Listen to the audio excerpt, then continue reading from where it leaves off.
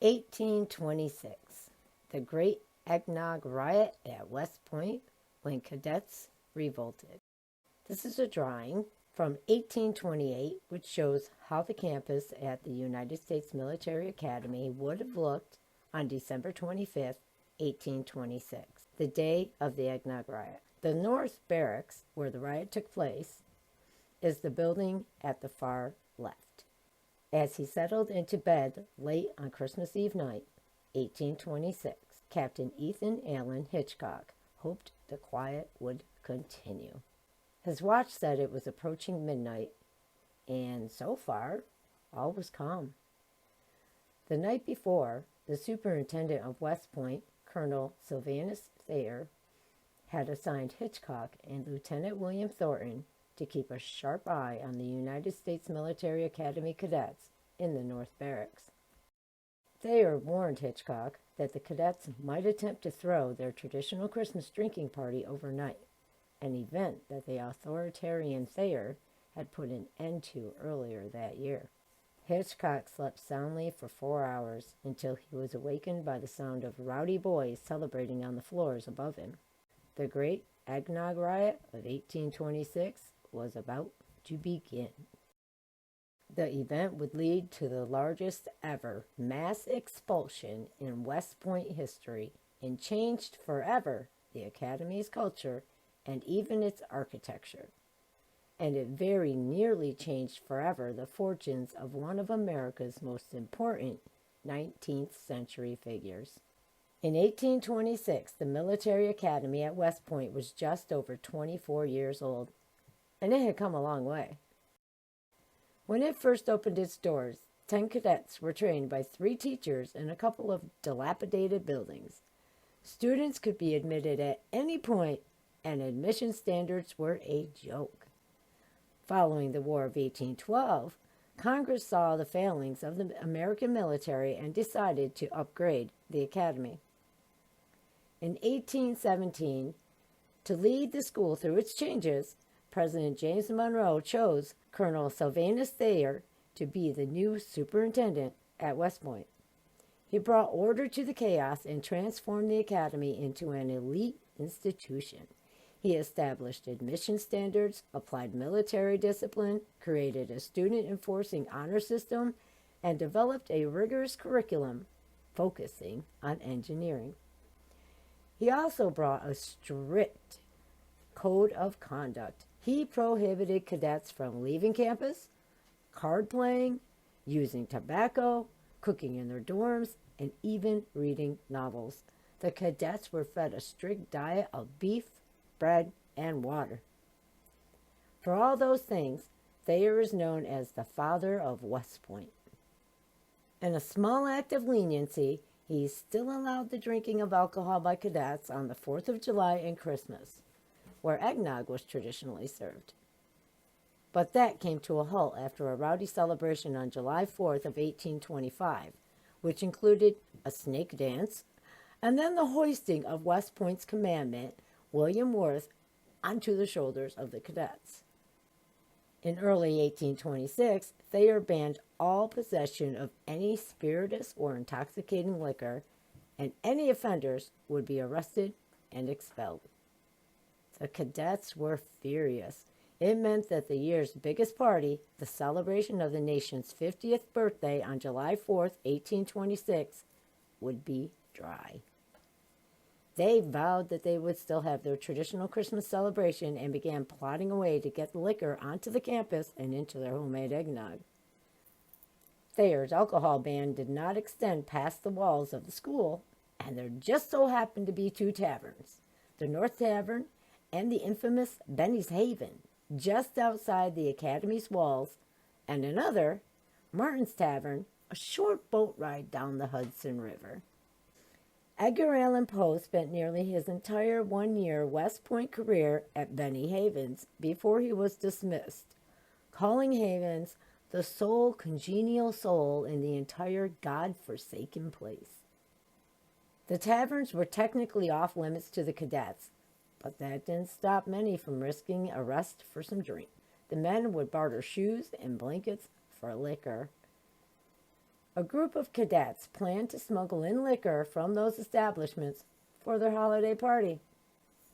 One of the first to volunteer, Jefferson Davis, class of 1828, was already something of an expert at disobeying academy rules to get a drink. The future president of the Confederate States of America was the first student ever arrested for visiting Benny Havens. A court-martial found him guilty, but he was saved from expulsion due to his previous good behavior. In August of 1826, he had somehow survived a fall down a 60-foot ravine while hurrying back to campus from Havens after hearing an officer was en route. Benny Havens proved to be too expensive for the cadets. They only purchased a bit of mutton for the party there. Instead, a few nights before Christmas, 3 cadets floated down the Hudson in a small boat toward Martin's Tavern, and after having a few glasses themselves, ordered 3 to 4 gallons of whiskey to go before returning to campus. After bribing an enlisted soldier standing guard at the gate 35 cents to look the other way, they brought the liquor back to their quarters and hid it away among their personal possessions. At midnight on Christmas morning, the party began.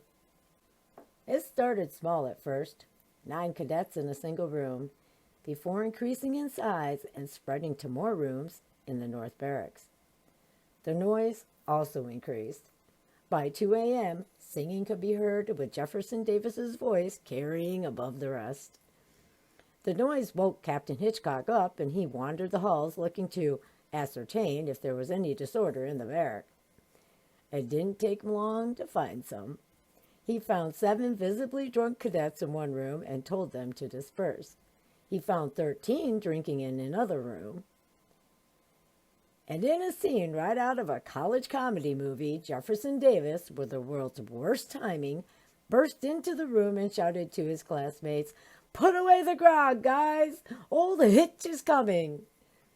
Hitchcock, of course, was already standing there and ordered the drunk future president to his room. Davis complied. Things turned from comical to serious when Hitchcock broke up another large party in another room.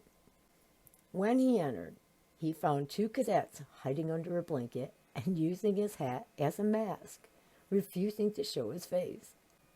As Hitchcock pressed the man to show his face, angry words were exchanged, and he read the cadets the riot act, calling their assembly to be unlawful. After Hitchcock departed, the cadets began to turn hostile. "Get your dirk and bayonets and pistols if you have them. Before this night is over, Hitchcock will be dead." Cadets started throwing their sticks around Hitchcock's door and threw rocks through his window. Dozens of cadets ran through the hallways of the barracks with muskets, swords, and bayonets. Lieutenant William Thornton arrived at the scene but was threatened by a cadet armed with a sword as he attempted to break up a gathering. Thornton was later knocked down by a cadet armed with a piece of wood. When Hitchcock attempted to break down a barricaded door, a cadet pulled a pistol and pulled the trigger.